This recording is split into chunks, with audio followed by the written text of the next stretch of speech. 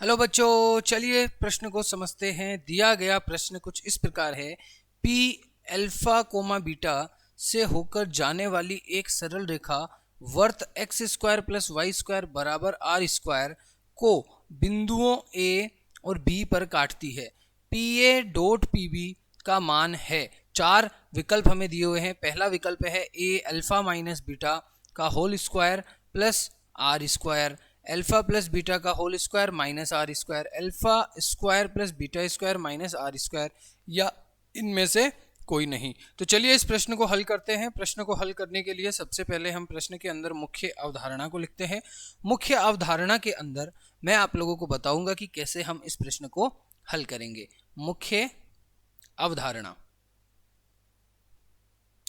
यहां पे हमें प्रश्न में कहा जा रहा है कि एक सर्कल है जहां पर एक पीबी जो है वो एक छेदक रेखा है और पीटी जो है वो स्पर्श रेखा है। तो स्पर्श रेखा और छेदक रेखा के मध्य जो संबंध होता है उसको उसकी मदद से हम इस प्रश्न को हल करेंगे। तो जो आपकी स्पर्श रेखा है और जो छेदक रेखा है, छेदक रेखा क्या है? पीबी है। स्पर्श रेखा क्या है? पीटी है। तो छेदक रेखा P A dot PB, P A dot PB के बीच में जो संबंध होता है वो किसके बराबर होता है? तो देखिए मैं आपको बताता हूं। यहाँ पे एक संबंध होता है स्पर्श रेखा और पी ए डॉट पीबी के मध्य। आपकी स्पर्श रेखा है पीटी, यानी पी ए डॉट पीबी यानी पी ए गुणा पीबी बराबर होता है आपकी जो स्पर्श रेखा की लंबाई है उसके स्क्वायर के बराबर होता है, जहां पीटी क्या है? स्पर्श रेखा है। तो इसकी मदद से हम इस प्रश्न को हल करेंगे।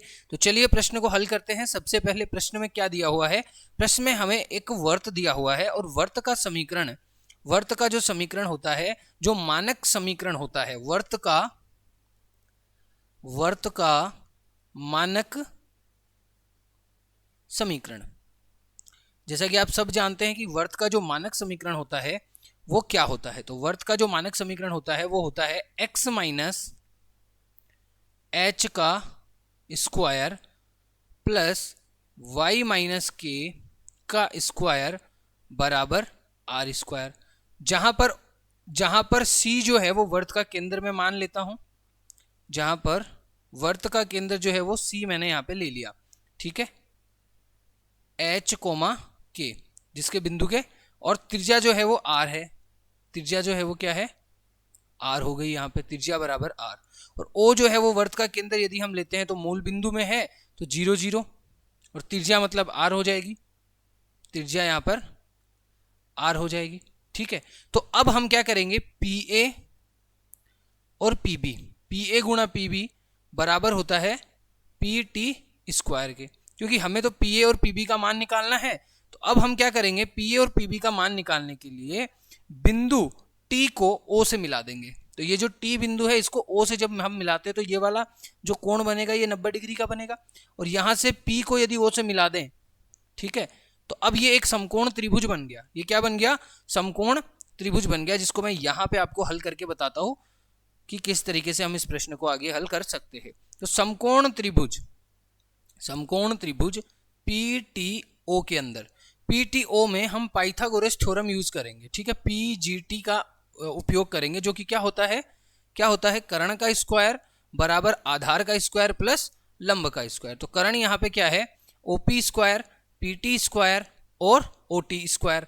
तो मैंने कहा ओपी स्क्वायर बराबर पीटी का स्क्वायर प्लस ओटी का स्क्वायर, जहां पर ओटी जो है, ओटी बराबर आर है क्योंकि ये आपकी त्रिज्या है। और ओ और पी के बीच की दूरी अगर हमें निकालनी है तो ओ आपका बिंदु है जिसके निर्देशांक 0 0 दे रखे हैं, यानी x1 y1 आपको 0 0 दे दी। और पी आपका कोई बिंदु है जिसके निर्देशांक आपको अल्फा कोमा बीटा क्वेश्चन में दिया हुआ था। प्रश्न के अंदर पी के जो निर्देशांक है वो अल्फा और बीटा दे रखा है। तो ओ और पी के बीच की दूरी अगर आपको निकालनी है तो आप दूरी सूत्र का उपयोग कर सकते हैं। ओपी बराबर वर्गमूल x2 माइनस x1 का होल स्क्वायर, इस वाले सूत्र का उपयोग कर सकते हैं। x1 का whole square plus y2 minus y1 का होल स्क्वायर, ठीक है। इस सूत्र का उपयोग करेंगे आप तो आपको OP मिल जाएगा। तो अब हम यहाँ पे सोल्व करेंगे, यानी इस प्रश्न को हल करेंगे। तो हम कैसे करेंगे देखिएगा। यहाँ पे आपको मिलेगा P A dot P B बराबर पी टी का स्क्वायर बराबर क्या हो जाएगा? ओपी स्क्वायर माइनस ओटी का स्क्वायर। अब ओपी जो है वो निकल के आएगा आपका अल्फा का स्क्वायर प्लस बीटा का स्क्वायर, ठीक है। और ओटी जो है वो आपका आर है तो आर का स्क्वायर। तो हम कह सकते हैं कि आपका पी ए गुणा पी बी जो है वो आपका alpha square plus beta square minus R square, जो कि हमारे विकल्प नंबर सी यानी विकल्प 3 के अंदर हमारा उत्तर मिल रहा है। तो ये इस प्रश्न का क्या हो गया, उत्तर हो गया। आई होप, आशा करते हैं कि यह प्रश्न आपको समझ में आया है। धन्यवाद।